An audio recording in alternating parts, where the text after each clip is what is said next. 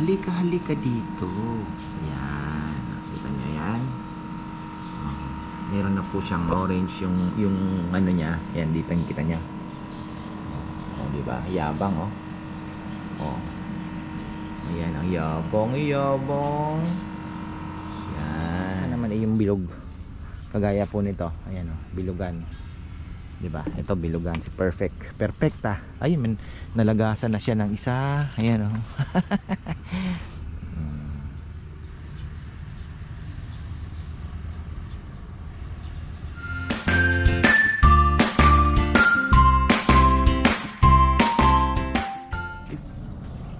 It's a beautiful morning mga ka-farmer. Lechon day tayo pero sisingit tayo ng vlog dito sa ating munting mga tanim. Munting kaligayahan. Gising sana ako ng maaga, alas 5. Sabi ko didilig nga ako. At yung orchids din didiligan natin. Sabi ko kasi matagal-tagal nang hindi kahapon wala hindi natin na kasi kahapon sana i-spray ako ng magdidilig ba. Pati yung aking tinanim din kahapon di ko na kinaya dahil gabi sana pinaplano ko. Nag water change pa po ako ng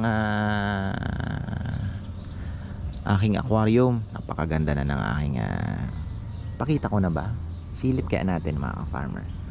At mapakita ko man lang sa inyo kung gaano kaganda habang lumalangoy siya. May mga pula na po siya sa pisngi kasi nag soft tanning light na po ako. At ayun, medyo nagabi at napagod na dahil nagtanim pa ako, and then nakatatlong vlog din po ako. Alas 4 pala. 4 ba ginawa ko kahapon? Palengke 1, 2, 4. Ayan, so kasi sabi ko Sabado baka makaisang video lang. So, ayun po.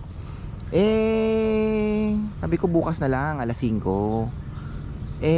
Dinilig na pala ng aking Panginoong Diyos ang aking mga halaman. So ayan, maraming salamat Panginoon sa pagdidilig. So natulog na lang po uli ako kasi alas 5 sana, sabi ko nagdilig na palang poong may kapal. So ayun, uy, may kumakain hindi bad yan. Wag yan. Wag yan. May tingnan nyo, dapat observant po kayo sa ganyan. So ayan po yung ating hindi pa naililipat pero mukhang maganda ang dilig kasi pati yung mga nyog na dilig din. Tapos pakita ko yung ating mga si mama nang hihingi ng isang lalagay niya daw yung bogey niya na nabili niya pa nung graduation ko. Grabe, no? Ganun po yung memory ni mama. Sa mga bagay talagang naalala niya pa. Uy, good sign. Lagi kong sinasabi pag naggaganyan, it's a good sign. Alam niyo, bala ko tong putulin sa taas para kumapal na ganon. Pag-iisipan ko pa. Bala ko kasing i-trim yung trim ba na lang, yung gumanon siya, hindi siya tataas, yung kumapal siya dito, gumanon po. So yun ang ating goal. Pero thank you dahil nag-aano na. Ito yung hinihintay ko. Hinihintay ko mga ka-farmer. Nutrient pack na po ito. May mga eggshell na yan. Then vermicast. Ginagyan ko din ng yung bigas na yung kanin na panis, palibot. Ganon din yung mga kabila kasi maganda nga yung may kanin-kanin na alam niyo na mga ka-farmer. Kanin. So ayan, teka, puntahan muna natin yung aking fish. Pakita ko na po sa inyo. Halika, halika dito. Yan, nakita nyo yan. Meron na po siyang orange yung ano niya. Yan, dito yung kita niya. Diba? Yabang, ayan, ang yabang, yabang. Yan. Ito po yung tanning light, soft tanning light. Actually binigay ito nung binili ko siya. May free na ilaw. So dito ko lang kinabit sa labas. At hindi ko na to pinapatay dahil naman siya. Nakakatago naman siya kung medyo stress siya. Dahil maikli lang yung tanning light, dito siya nagtatago. So kung gusto niyang magpahinga at magtago sa ilaw, meron siyang natataguan. Pero pag umikot siya, okay naman kasi inoobserbahan ko kahit hindi ko na pinapatay yung running light natin, hindi naman siya nai-stress. Yun ang pinaka-importante kasi nakakatago siya. Tingnan niyo. Diba?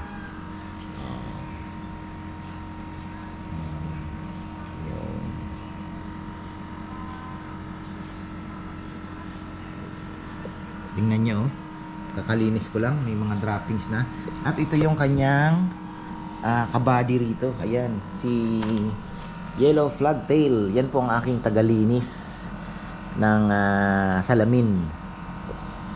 Ano po yan? Kaya lang, pagka kumakain kasi ng ipis ito si Arwana, ang daming mga parang sumasabog kasi pagka may ibinubog siya sa kanyang gills yun ang sinisimot nito. Kaya pag nabusog to, tatama rin maglinis. Pero kasi hindi na ako makakadagdag. Sa ngayon, medyo malaki po yung aquarium para sa kanya. Pero ang laki po ng tulong na nagawa. Hindi na dumudumi na parang alam mo yun, murky water. Yung parang maraming mga nakadikit na lumot. Nalilinis niya naman. So kahit every week po ako nagwa-water change, every Friday, okay naman sila. Ayan. Ganda, no?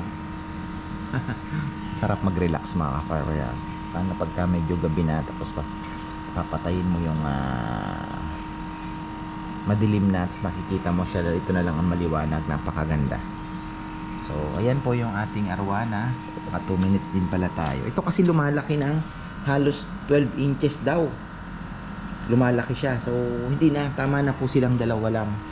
Sila na yung mag-partner dito. Buti nga hindi siya kinain nung una akala ko kakainin siya, pero matagal na din po yan, more than almost 2 months na rin siguro yan, kaya lumaki na din. Mas maliit siya nung dumating si Yellow Flagtail, pero mabait itong ating arwana, hindi siya pinakialaman. Body sila pag lumalangoy. Malaki na rin mga farmer yung ating arwana. Ang diet niya ngayon is dubia roaches. Ayan, teka. Paano ba to? Teka. Yung cellphone ko pala, mga farm. Pero bago yan, kasi diretso na ako, dito na ako dadaan Ay, hindi, magtatanim pa pala ako ng mustasa, Teka lang, parang I'm confused. Confused tayo. So ayan, ito na po yung ating Japanese orange at nagbibigay na rin siya ng bagong dahon. Ito po laging hinihintay natin. Kasi yung halaman, di ba trinass plant, dapat po magbigay ng bagong dahon a few mga ilang linggo. So ibig sabihin, magandang senyales yan. So ito yung bunga, lumalaki na rin, bumibigat na, naka na siya. Maganda na din po yan. May langgam kailangan natin medyo pitikan ng pitikan ng Magnum. Etong isa, ayan, basta importante buhay. At diba? Ayan. Wah, nasaan na naman yung ating dito? Wala na naman. Aking mulching. Talaga naman hinangin. So mukhang kailangan lang pabigat. O baka napaglaruan ng mga bata. Alam nyo na. Ayan mga farmer. Sana naman ay tumagal ito dito. At naman natin yan. Alagaan natin ng maigi. Meron tayong vermicast dyan na magbibigay sa kanya ng sustansya. Tapos more on tayo? More on organic matter tayo dito sa ating mga nakapaso na mga halaman. More on organic ang gagamitin natin dyan. Tapos si Dennis pala nag-message sa akin, bossing, sabi niya meron akong darating dito, seedless avocado. Wow, sabi ko sige, wala pa ako niyan. Kuha ko na isa. So ayan, ito po yung ating avocado na binabantayan din. Pero ito nga, sabi ko, po natin ito, aalagaan natin to sa pruning at ibababa lang natin to ng ikikip lang natin to pababa ng pababa. na hindi natin to hahayaan na tumaas. Buti nga nagpruning din si Bagyong Uwan.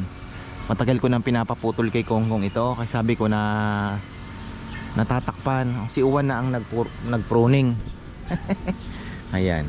So anuhin natin yan. Ito nga gusto kong talian kasi yung iba nakita ko tinatalian nila. Ayan oh, may string para matrain po siya na mag yung mga lateral branches na tinatawag ay mag-spread pa para hindi na puro pataas.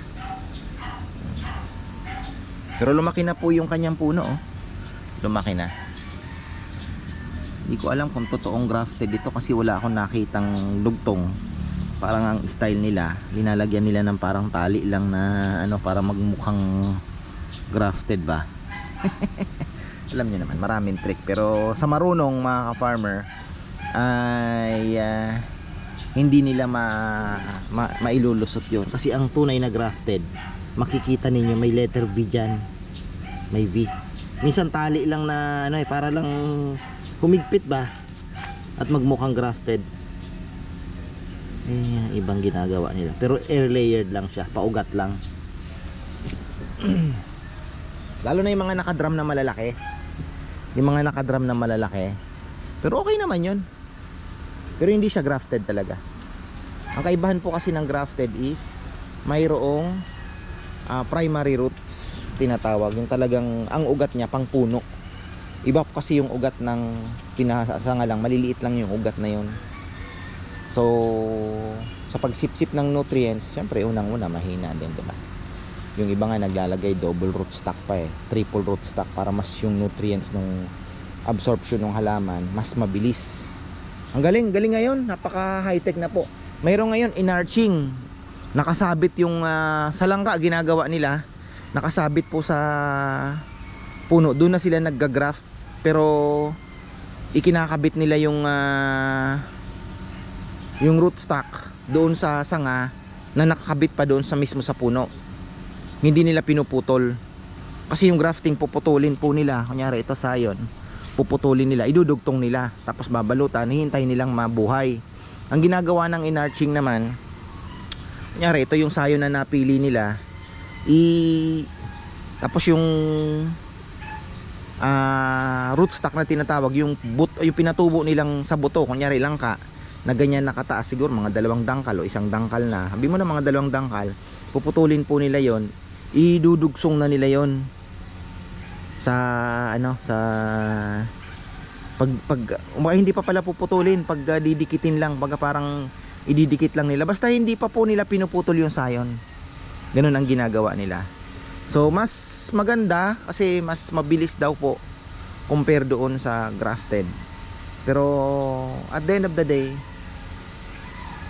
same di pa rin naman ang magiging resulta. Pero may advantage yata yung konti yung sa mas mabilis tatang mabuhay, parang gano'n. So ito mukhang magpuprune din tayo dito. Hindi natin alam kung i-keep natin ito. Pero ito yung mas malaki pero maganda, nakababa siya. Tingnan natin kung maiga-guide po natin na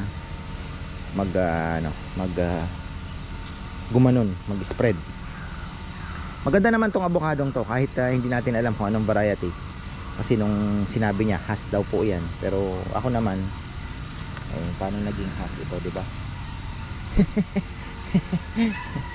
Kaya duda ako dun sa, kaya hindi ko na pinapansin yung nag-message sa akin nabili ko to sa Facebook.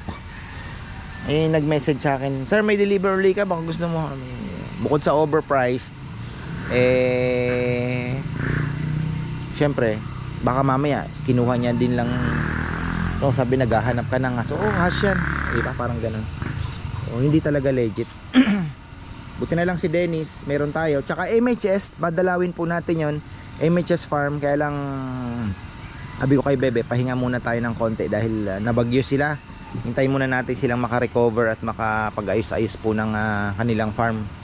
Nagtumbahan yung mga mangga ni Mark.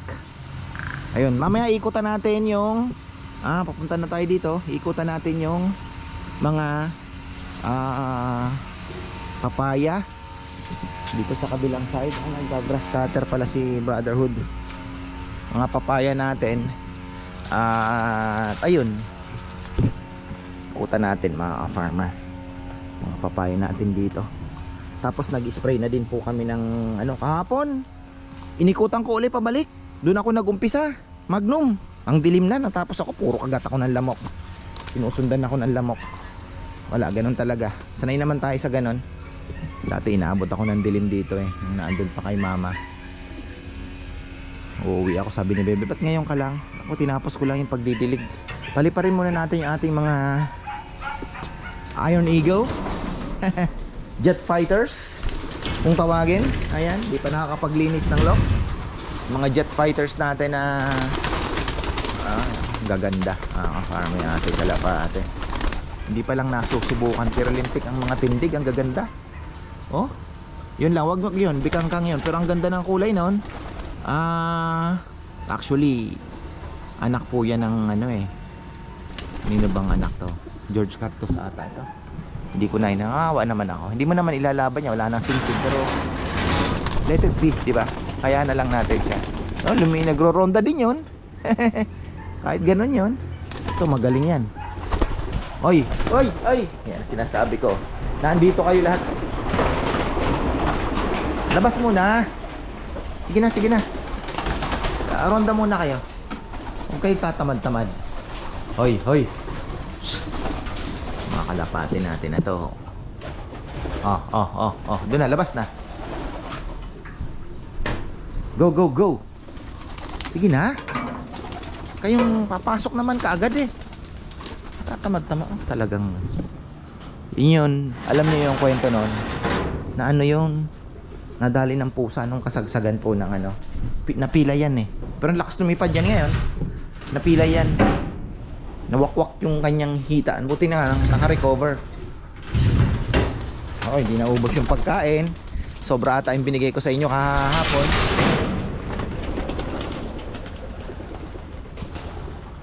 Nasaan na sila? Hindi lang ah. Nasa loob to mga to. Nilalamig ba kayo? Ano kayo? Umambon lang ng konti. Umulan pala, hindi ambon.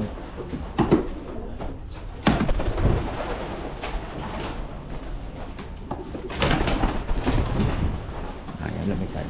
Isa. Ayan. Dito na lang tayo. Ayan oh, taas oh. Grabe oh. Ayan oh, may ang taas lumipad. Lumayo-layo naman kayo. Layo. Atin yun. Yun yung mga bagong ano, tataas. Ayun.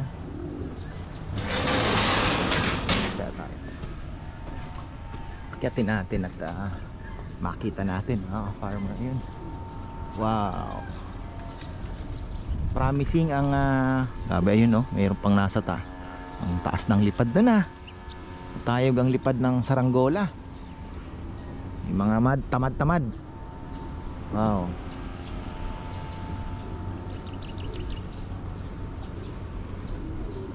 May mga ayaw pa rin sumabay sa ronda ng luma. Ito yung mga luma. Yung mga bago po na ano, tataas lumipad.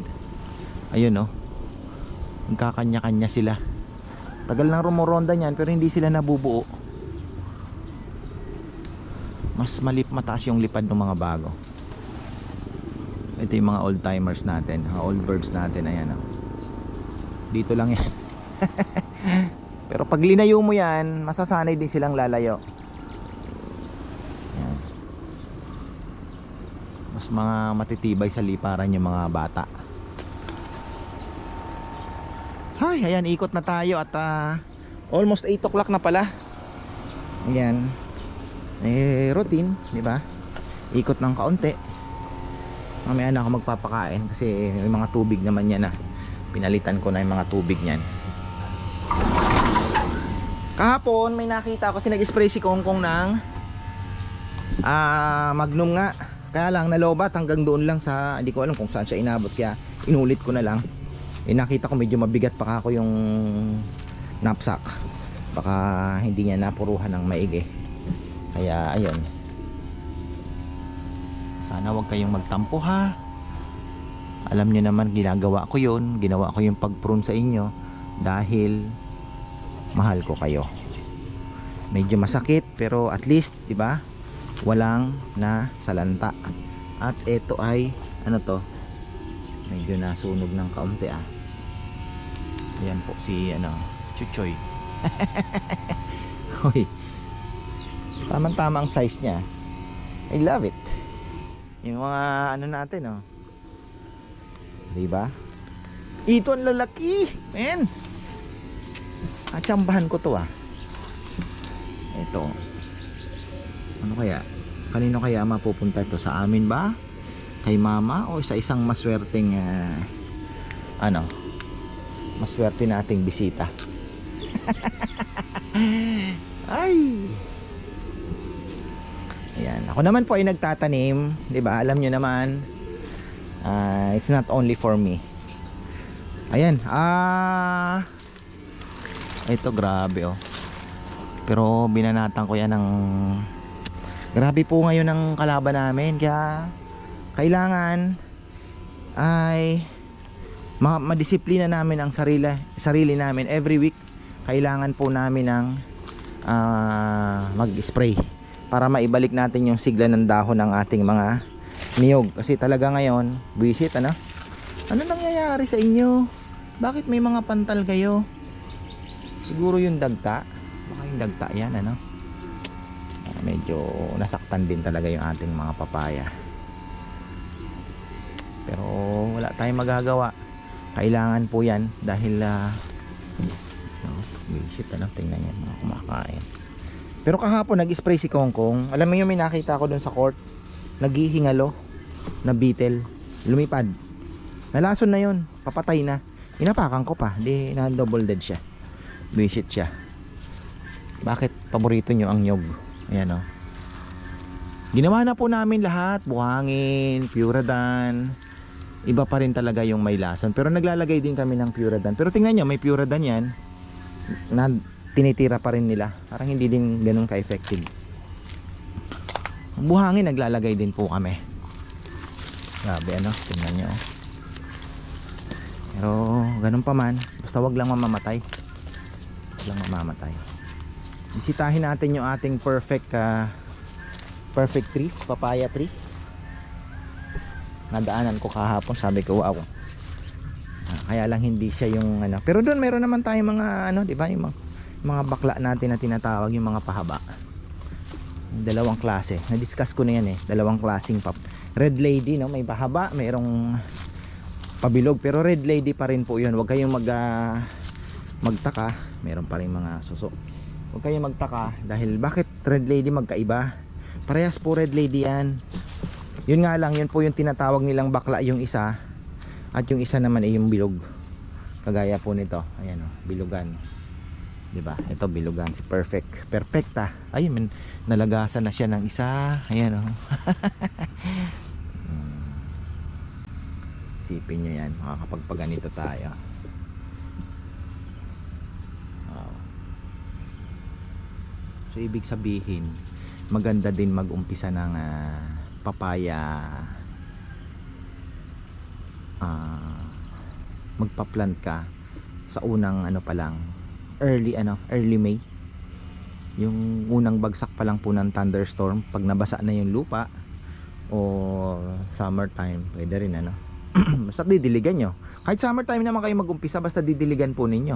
Ako naman nag-uumpisa kasi ng, sabi ko pag pumatak ng ulan, kasi medyo malaki po itong taniman natin, hindi ka masyadong magwo-worry na kailangan diligin kasi marami po ito. Tingnan nyo, mamano-manohin, 'di ba? So ako nag-uumpisa pagka umulan-ulan na, umpisa pa lang ng tag-ulan, nagpapatanim na ako para at least mabawasan na yung aming trabaho.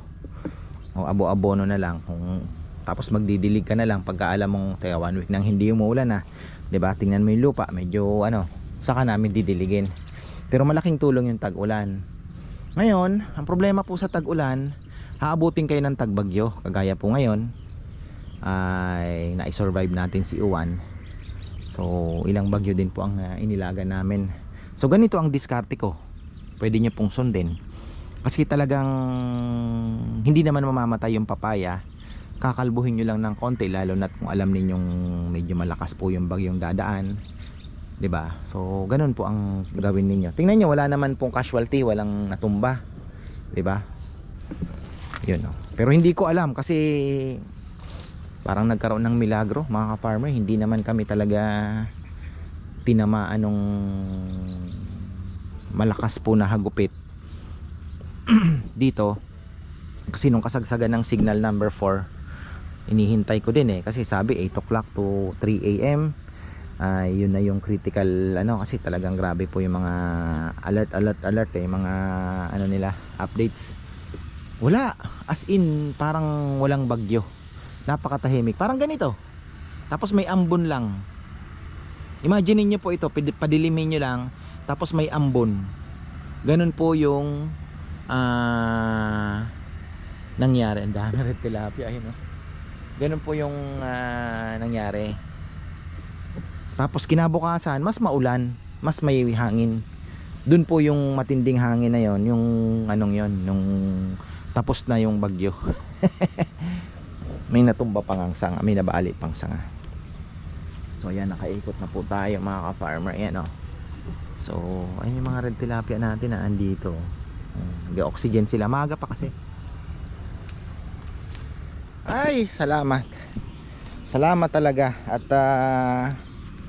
diniligan ang ating mga pananim. Bagong tanim pala. bagong tanim po na mga ayan oh. Marami po dito ay 1, 2, 3, 5 sibuyas po lahat yan, onion leeks. Ito pa lang yung kangkong. At ito naman ang isusunod natin. Talaga mga bata oh. Ito naman ang isusunod natin na magandang pagkakabasa magandang pagkakabasa.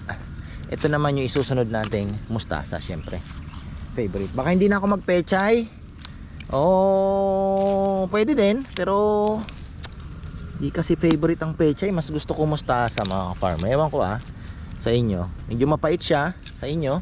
Sa iba ayaw kasi mapait daw. Pero ako naman mas gusto ko yung pait niya.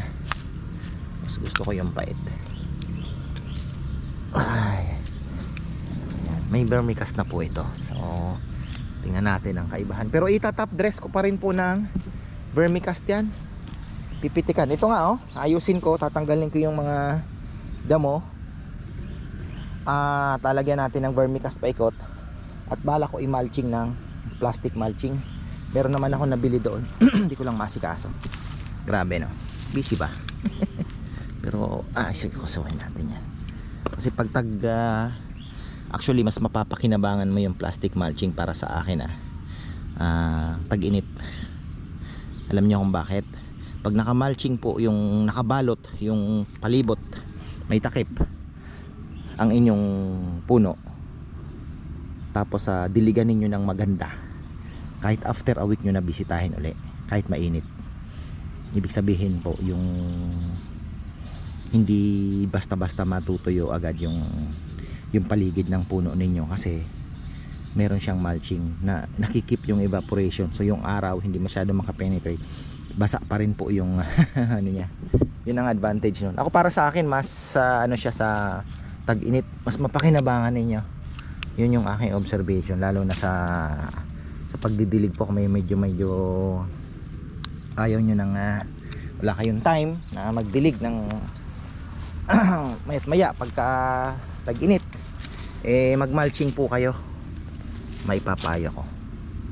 Tapos diligan ninyo ng maganda, talagang maganda yung talagang magandang pagkakadilig, hindi yung dilig kulapol. Maganda na yon. Ibig sabihin kahit 1 week nyo na po bisitahin or every 4 days, kahit isang timba lang ang ibuhos ninyo, basta ma-penetrate ng maayos yung tubig, haluan nyo ng konting fertilizer, may survive yung tag-init. Maaga akong pinawisan maganda yan. At bago tayo mag-almusal, ayan, so ito yung ating naghirapan ako kahapon maghanap ng alam niyo yun, maghanap ng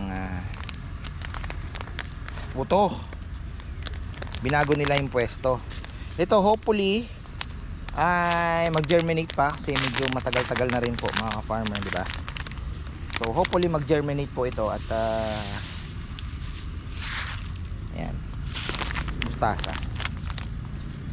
Sana mag-germinate. After 3 days, pag wala pa tayo nakitang nag-sprout, magre-replant tayo. Marami ang nagtatanong siguro bakit ganito na naman ang style natin. Kasi yan po yung para sa akin the best na paraan, pinakamadali.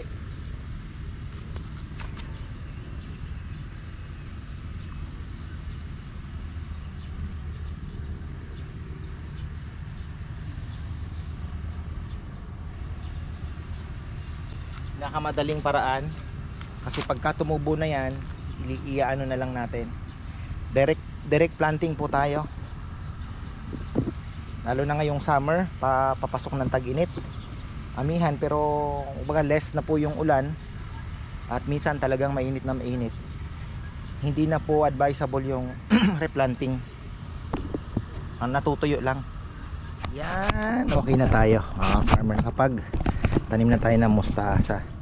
So meron pa tayong bakante, ito tatanggalin na rin natin yan. Pero mga ilang days pa kasi nakukuhanan pa po ng pang ano natin, pang sigang. So 1, 2, 3, 4, apat pa, 5, 6 doon sa dulo, kaya lang medyo shaded na yun ng konti.